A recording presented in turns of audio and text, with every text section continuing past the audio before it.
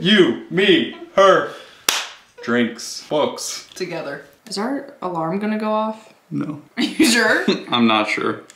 It's very unique in the way that it is. Oh, it's so thick.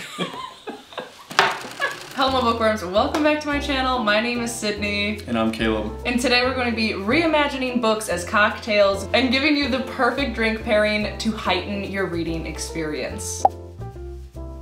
If I were a book and I imagined myself then to be a cocktail, what would I be? Today is an exercise in imagination. Today we have 6 book and drink pairings for you, with an extra bonus at the end. Very first book that we want to recommend to you is one we've actually both read this year, and it is Piranesi by Susanna Clarke.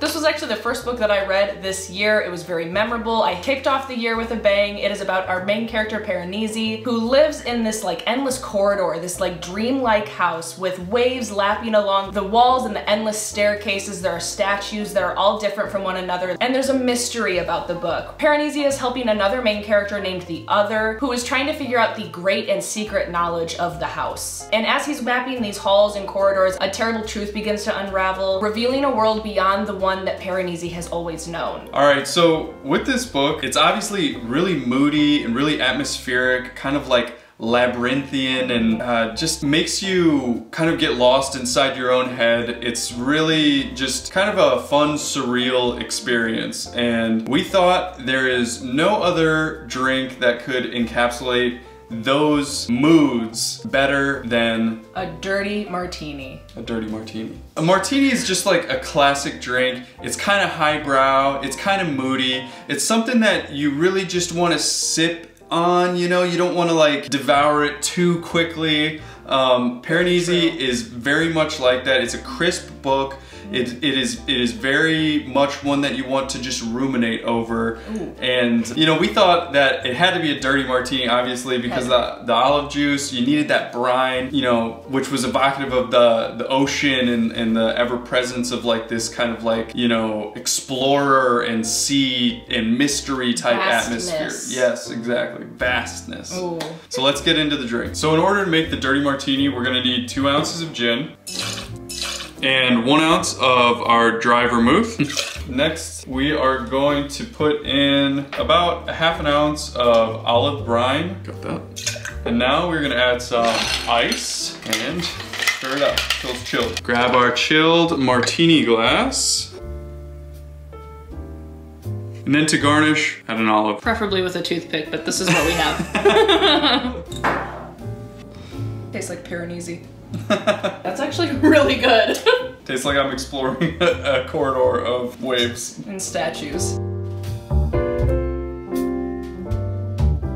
The next book we want to recommend to you is The Unmaking of June Farrow by Adrienne Young. While Caleb gets the elements ready for our drink, let me tell you a little bit about this one. This book follows our main character June Farrow, who comes from a long lineage of women and a centuries-old curse. Historically, every single woman in her family has grown up only to sort of lose their mind. They start to hear things that aren't there, see things that aren't there, but this curse goes a lot deeper than what it seems, and our main character June is determined to end the curse once and for all. This book was an absolute joy to read. I love Adrienne Young's writing so much. It's so atmospheric. It evokes so much emotion out of me. I teared up 4 separate times. 2 of those times I had tears actually rolling down my cheeks. A main component of this story is time travel, which involves the same farm, but it is in the present day, a flower farm, but back in 1951 where we travel to, it is a tobacco farm. And there is a murder mystery going on within the storyline that our main characters are very much involved in many different ways. The drink that we're going to be pairing with The Unmaking of June Farrow is going to be a smoked Manhattan. Okay, so the Manhattan is kind of a classic drink to begin with. It's got a long history. It's been around for ages. So that kind of plays off the historical elements of this book. Think of it almost as a whiskey martini if you're unfamiliar, but we're also going to be kind of zhuzhing that up a bit and adding a smoked element, you know, to pay homage to the tobacco farm featured in the book. And we're going to be smoking a cherry wood with that, and typically Manhattans are garnished with a cherry, so it is going to just be immaculate. It's one of my favorite drinks, so I'm very excited to make this one. We've never used a smoker before, so yeah. let's see how it goes. Let's see how it goes. All right, so for our our Manhattan, we are going to start out with some rye whiskey. You can make this with bourbon, and I typically make it with bourbon. Start out with 2 ounces of a whiskey of your choice, 1 ounce of sweet vermouth, orange bitters, normal Angostura. Now I'm gonna add some ice and stir. And now I will strain this into our glass. Now Sydney's gonna add a cherry and our cherry wood. Is our alarm gonna go off? No. Are you sure? I'm not sure. I don't see any smoke going down. I know. Oh, there it goes. After much trouble. After much trouble, we give you the smoked Manhattan. It's all you. Cheers. Cheers. It's really smoky nose. That's like we're on a tobacco farm. The next book I want to recommend to you guys is Black Cake by Charmaine Wilkerson. The tagline of this story is one of my favorites. It says, "We can't choose what we inherit, but can we choose who we become?" It's following our 2 main characters who are brother and sister, Benny and Byron. Their mother, Eleanor Bennett, ends up passing away and leaving behind a video will. In this video, Eleanor is not only talking to her children, kind of telling some last wishes, but also divulging a lot of secrets that Byron and Benny had no idea about. And it kind of flips their world upside down. They're reeling from the new information, things that will forever change the course of their lives, and also change how they always viewed their mother. This book has a dual timeline perspective. We're following Eleanor as she's growing up, learning about her childhood, as well as following Byron and Benny in their present day lives, trying to learn and grow from the new information that they get. And the drink that we are pairing with this book is a dark and stormy. Not only does it literally make sense, because at one part in the book there is a massive storm that plays a huge factor in the propulsion of the plot, but this cocktail also features rum, which originates from the Caribbean, where Eleanor grew up and where some of the story takes place. All right, so for starters, we are going to do 2 ounces of a dark rum. 2. And it calls for 1/2 ounce of lime, and then 1/2 ounce of simple syrup. And then it calls for ginger beer, but we don't have that currently, so we're gonna use ginger ale instead. We used a little bit less simple syrup because ginger ale is gonna be a little bit more sweet than a ginger beer anyway, so hopefully this will be an acceptable compromise.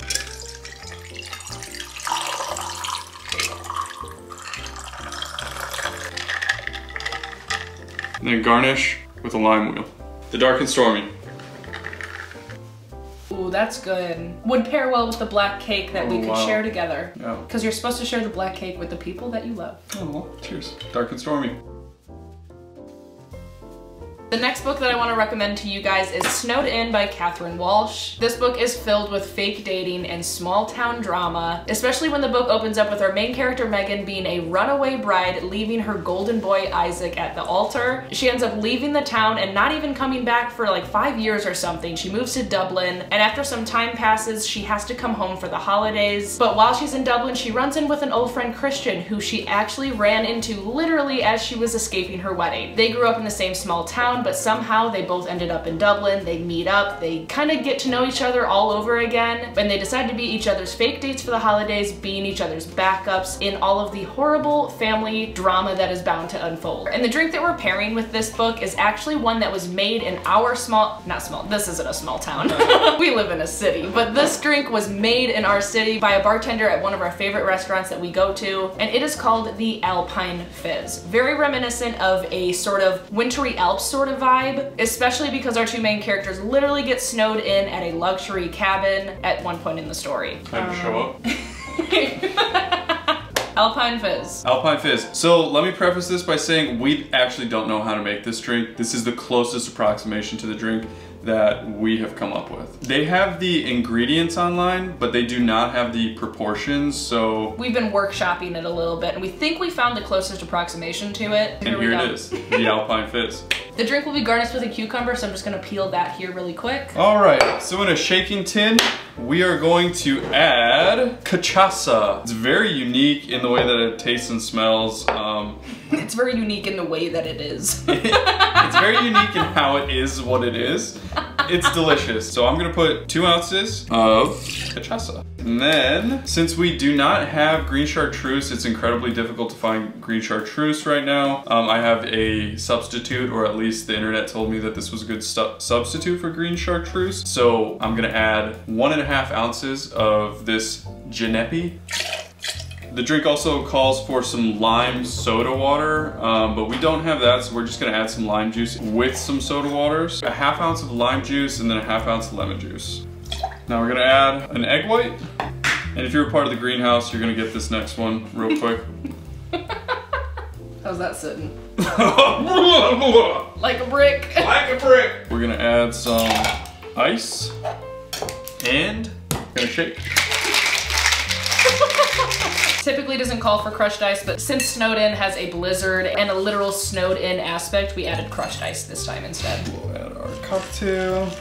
And then we're gonna top it off with some soda water and a dash of rosemary. And a hair. Should have worn my hair now. All right, there you have it, the Alpine Fizz. It's pretty close. Close. We knew something was off. We missed a key ingredient, and it is the orgeat. It's like an almond syrup. So we're gonna add that in and stir it really quick. That was it? That was good, yeah, that's it. And obviously the crushed ice isn't typical, but man, that's really good. it's really good. Super refreshing. Super refreshing, wow.